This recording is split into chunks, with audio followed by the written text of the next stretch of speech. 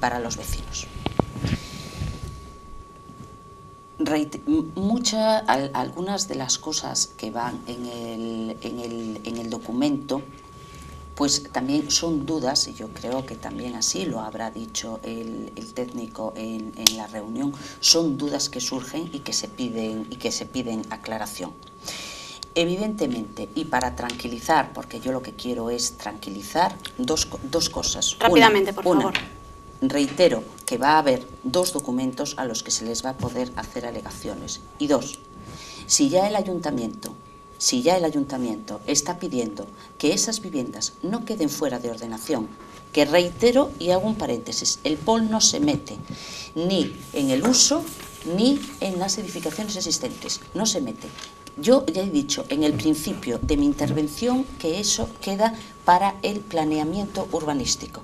Entonces, si ya desde el Concello se está diciendo que esas viviendas continúen en la misma situación que está ahora, pues es el ayuntamiento el que lo tiene en sus manos con el planeamiento. Por lo tanto, decirle a esos vecinos que muy probablemente esas viviendas estén en la misma situación que están ahora, mejor, porque ahora están por la suspensión de los 500 metros de los que en ese momento nadie les ha informado, y que en el momento en que llegue el documento inicial con las correcciones que se han pedido por el Concello, se les hará saber y se recogerán sus alegaciones. Gracias, Ángeles. Les pido por favor que sean breves porque estamos fuera de tiempo. Bueno, en primeiro lugar, documento de traballo, sempre se está referindo a un documento de traballo, é un documento inicial,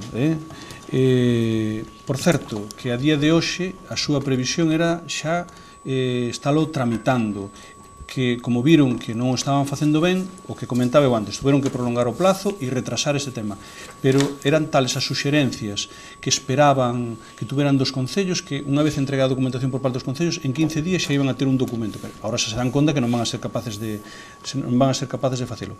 Segundo, outra media verdade, isto non vai a facer nada, van a ser os concellos. Non é verdade. Isto vai a deixar clasificado solo, e os concellos van a ter que adaptarse a eso, e lles pasan a pataca quente. Non sei se iso é autonomía ou non. Isto é como cando che dan, encárgate tú desto, pero non che dou o diñeiro. Isto é un caso exactamente igual. É dicir, era preferible que se fixeran cargo, xa que din que este terreno vai ser terreno de protección de río ou de corredor. Bueno, pues encárguense ustedes del. Non, yo pasan o... É verdad, este problema para usted, ya lo irá usted arreglando. As casas que estén dentro de eso é su problema. Eu marco, pero usted se encarga. É dicir, o plan de sectorización de Piñeiros, con os seus acertos, os seus fallos, decía, bueno, eu vou actuar sobre isto, pero eu me encargo de expropiar e de actuar sobre... Non, isto non. Isto dice, usted queda marcado dentro desto, pero aí le queda el problema a usted e ao Concello. Carai con la autonomía. E quedan fora de ordenación. Ao ser corredor e ao ser outro tipo de cuestión, quedan fora de ordenación. E non está dicindo a verdade. Entón, iso hai que dicir. Alarma non, eu creo que precisamente non se alarma cando se informa. Eu aquí estou tratando, en todo caso, de discutir algunhas afirmacións que se están facendo por outra parte. Por qué? Porque non se quixo dar a información, non? E iso que estamos facendo dende o Bloque Nacionalista Galego. Eu creo que calquer persona que acuda as charlas que está facendo o Bloque Nacionalista Galego non pode dicir que estamos alarmando. Estamos enseñando a xente, incluso, eu teño aquí un documento, que calquer persona pode velo, donde non se lle mete medo a xente. Nosotros non somos alborotadores, nin andamos creando confusión como foron outros, por exemplo, no sector de Piñeiro. Nosotros non nos dedicamos a eso.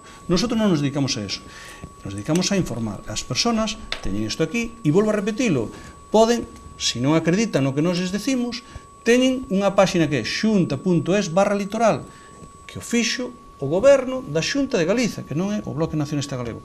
Que vayan aí e que o vexan. Eu creo que as persoas están informadas. Tamén decimos que este é un documento, e vou volver a repetir, se en algún momento alarmei, que non o pretendía, eu vou dicir, é un documento que non é final, é un documento sobre o que se está traballando. Bueno, pero eso decimos. Ahora, o documento é ese. Eu que non podo negar o que hai, e o documento é ese, e é un documento de traballo provisional, en fin, que se poña a coletilla como queira, ou sensible, se que le llamamos un POL sensible, os apelidos que lle poñan o que queiran, pero é o documento do POL.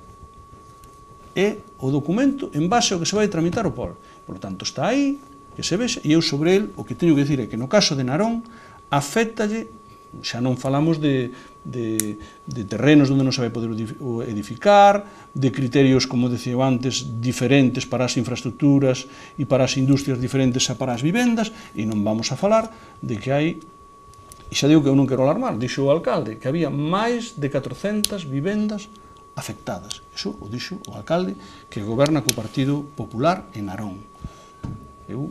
Eso que di eso, e eu creo que, polo tanto, creo que hai que darlle unha volta ao plan de ordenación do litoral. Creo que hai que